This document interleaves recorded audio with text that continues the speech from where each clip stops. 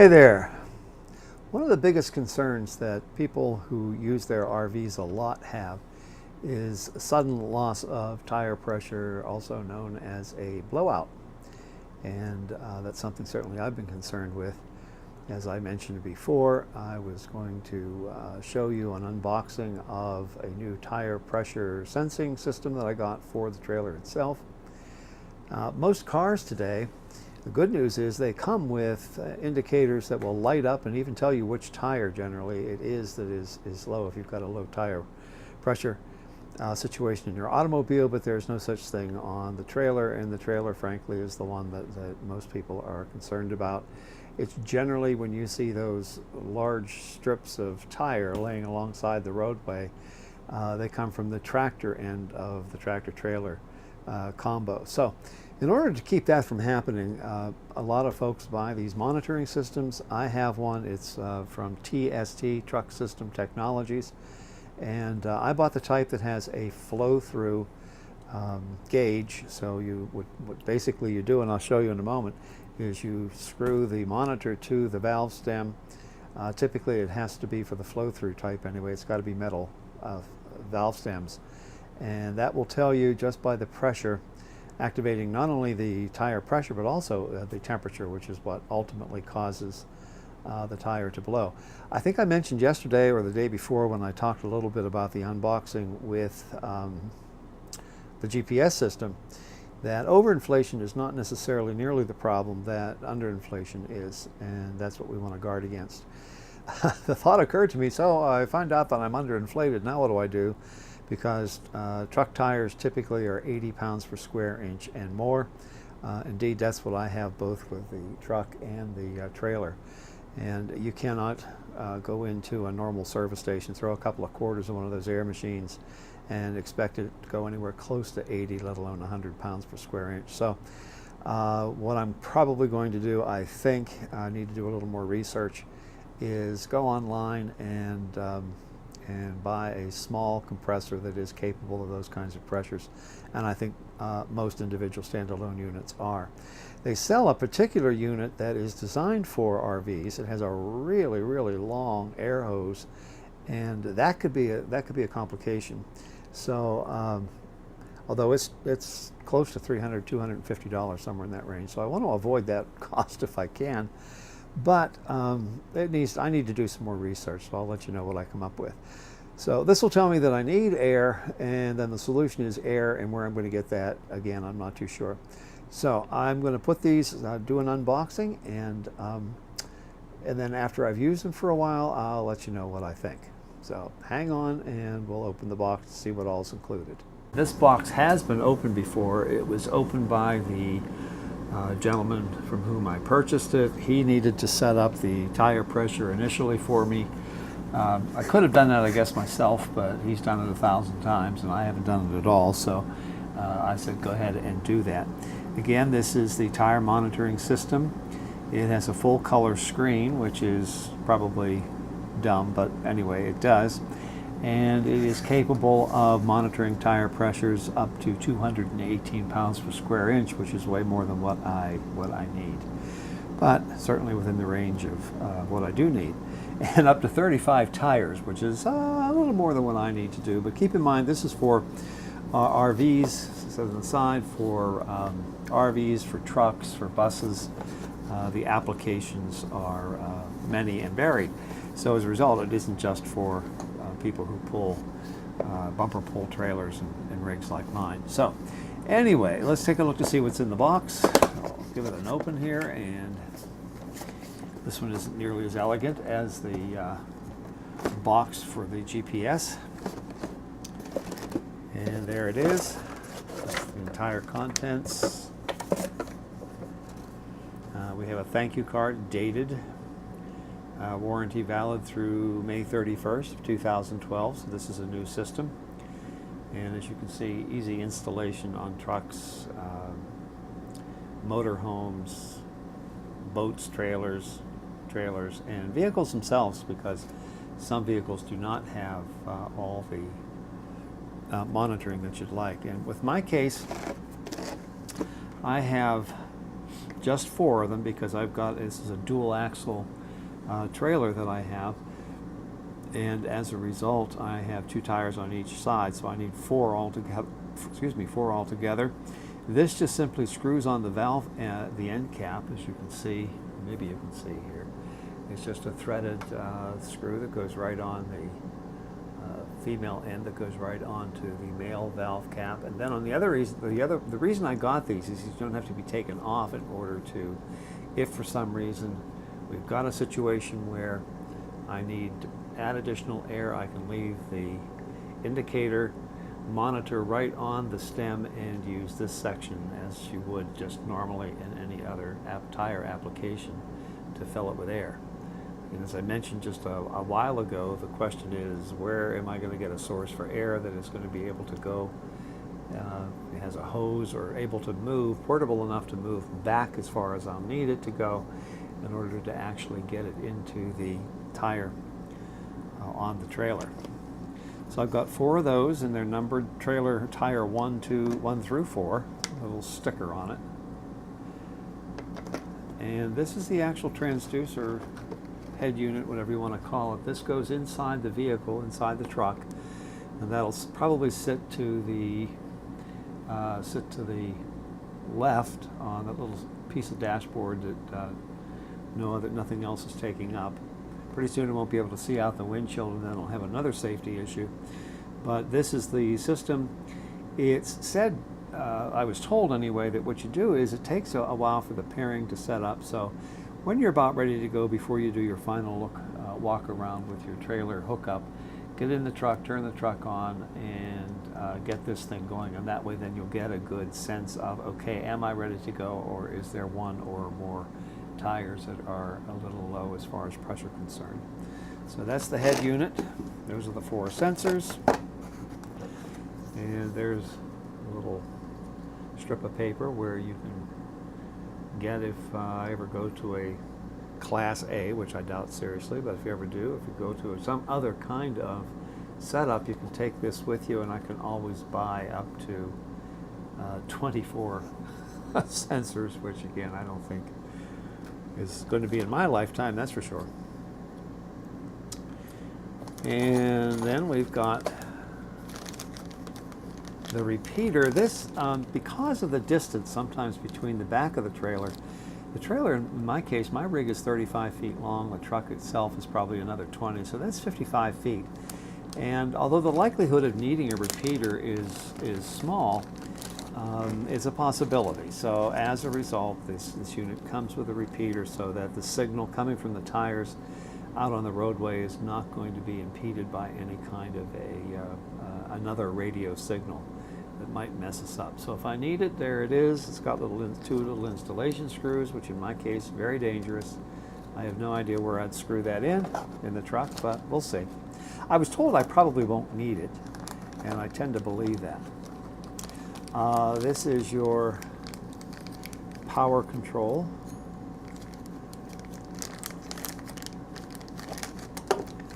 There's that everywhere present little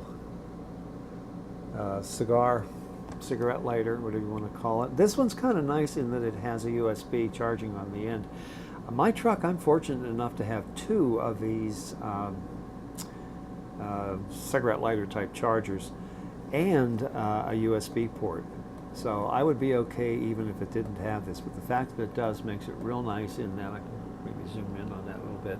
That'll make it real nice if I have another phone or some other piece of equipment that needs to get a charge, just because I've got both of those hogged up with equipment. It doesn't mean that I don't have space to add something else, although what that something else will be, I don't know. And again, here we've got a bag of nuts, and it looks like O-rings and washers, which again is kind of scary. I'm not too sure I know what that's for, but I'm going to read the instructions which came with it. I was hoping just to be able to plug and play, but it doesn't look like it's going to be quite that easy. Hex nuts and sensors, extra O-rings. Perhaps what you need to do is put those O-rings on the stems so that we have a good and tight kind of a connection so that it reads it well. But I'll take care of that. We've got little wrenches, 2 of them, because I'll lose one, I'm sure. This is so that I can, I'm pretty sure this goes around the hex nut. Since that's a hex, yeah, it looks like the right size. And I think that answers my question as to what these are for. So anyway, this is what you use to really tighten the sensor onto the valve stem so that you get a good, accurate reading. I don't know exactly how clear that is. And if I open this bag, I'll probably lose half the contents before I get them on the truck. But for you guys, I'm willing to take the risk. There are extras here since I'm only going to use 4. I think there's 6 of them in the bag. So there we go. That little washer looks like it fits right into the center, and whether you can see that, it fits right into the center of the hex. What the O-ring is for, I don't know. And of course the hex, it does indeed fix. Get my thumb out of the way. Looks like it fits right in. There it goes. Fits right into the washer. And then of course you've got this little leverage kind of device handle to turn it, get it tight. So there you have it. So it looks like it comes with just everything you need in order to get a really nice professional install on this. And then we've got the base and another base. This is a nice rubbery kind of sticky thing so that I don't have to drill holes. That goes, I believe, probably right in it like this. It'll sit on the side. If I want to mount it to the windshield, there's a mount there. I don't think I'm going to do that, but you just never know. And then I run, whoops, never mind. You know what I said about that empty space? Well, it's going to be used by, that's how we get power. This goes in the cigarette lighter. That goes in the end of that. And this goes into the unit itself. Boom. So that's how we power it up, and then it can just sit right there, which I think is the way I'm going to use it. So there we have it. We got our sensors. We've got to get those installed on the tire stems. I've got to decide whether I want this repeater or not. I'm pretty sure I don't, but we're going to keep it anyway, just in the unlikely event that we need it. And where that would be installed, I'm not real sure. The people from whom I bought this are still here at the show, and I may just stop by and ask them how they have used their repeater in the past, and then I'll do the same. So I'll report back to you. This is those 2 major purchases I made. It's one of the nice things about going to shows like this. Not only the people that you meet, but also the vendors. It's a grand opportunity to spend a lot of money, and that's not fun. But on the other hand, stuff like this that you need, it's good to talk to somebody rather than just, I could have gotten it on Amazon. I'm sure there's other sources. With the show pricing, I probably didn't pay any more money than I would have on Amazon, and maybe not quite as much. But what I got the opportunity of is to talk with the people who actually use it, and of course you don't get that experience when you purchase from Amazon. So anyway, there we have it, and I'll cut this so that it's no longer than it needs to be, and I'm real excited to get to use this. Getting kind of itchy to get back on the road. This is Memorial Day. There's 3 more days of meeting, and I'm looking forward to some of the things that I'm going to be, some of the people that I'm going to be talking to over the next couple of days too. So I'll give you a show report when it's all over and bring you up to date. So thanks for coming along the journey. Enjoy the rest of your day. I'm hoping you have had, because you won't see this until after Memorial Day, but I hope you guys all had a really, really fine Memorial Day. And thanks to all our veterans. My son is one, for their willingness to serve our country, to keep us free, and to go to far away places without their friends and family, to protect our freedom. So thank you to you. My hat's off to all of you guys. My heart goes out to the families whose sons and daughters did not come home. Thoughts and prayers always for you folks. So take care, and over and out. We'll see you next time. Morning, everyone. I wanted to show you how easy this setup actually was. I did not think I was going to need the repeater, and again, I'm not too sure that I actually need it, but when I went back and talked to the folks from whom I bought this, I was told, I must have misunderstood, I was told that, yeah, you ought to use the repeater. And so I did. Now that always sent me into a panic, because anytime installation and screws and drilling holes is involved, I get real concerned. However, I wouldn't have thought of this. I don't know why I don't think of this, but apparently today there are just so many adhesives and tapes and different things that you can use. And that's what he immediately suggested to me. So as you can see, maybe you can see the little tabs underneath. That's that 3M command strip used on the outside. I hope that it holds. In any event, I avoided screwing anything into anywhere. I would not have put holes in the outside of my trailer. I just wasn't about to do that. So there it is, and the hardest part of it was to take this whole thing, which he suggested, is just wire it from your batteries. Well, I've got 2 deep cycle type batteries, gel pack I think they're called. And the hardest part of this whole thing was finding alligator clips that were small enough and yet big enough to go around the post. So I'll open that box and show you how it's actually attached. Now I've taken the housing off, and you can see I went to an auto parts store. I had to go to several of them because those are kind of medium-sized alligator clips. You can find small ones almost anywhere, but and you can find the really big ones that go more on the terminals themselves. I knew I didn't need that, so eventually I found it, and there they are, the 2 alligator clips, and it was just a real quick and easy way to install the red wire, the black wire. The alligator clips come with a crimping. You can put the wire through it, attach it, and then crimp it in 2 different places. One is a contact and one is a hold to keep the wire secure. And I just put them on the battery. So there you have it. And that's what continuously powers this, which takes the signal from the sensors and sends it to the head unit in the truck. I'm very happy to tell you I was pleased with the way it worked. I drove about 4 hours from Sedalia, Missouri to Litchfield, Illinois, and I was able to monitor not only the tire pressure but also the tire temperature, and everything was within safe ranges the whole way. I think the hottest the tires got, it was well over 90 degrees yesterday, by the way. And the hottest the tires ever got was a little over 100, I think 106 degrees. And that was on one tire, got a little hotter than the rest, and the pressures went up to about 100, which is typical of an 80 psi tire when it's moving. So I was real happy with it. I have since gone on Amazon, and I did have to order but I wanted to order the RV specific air compressor that runs on 12 volts and does have sufficient juice to get these tires up to 80 psi if I ever need it. So when that comes, I'll do an unboxing and a quick review of it as I use it.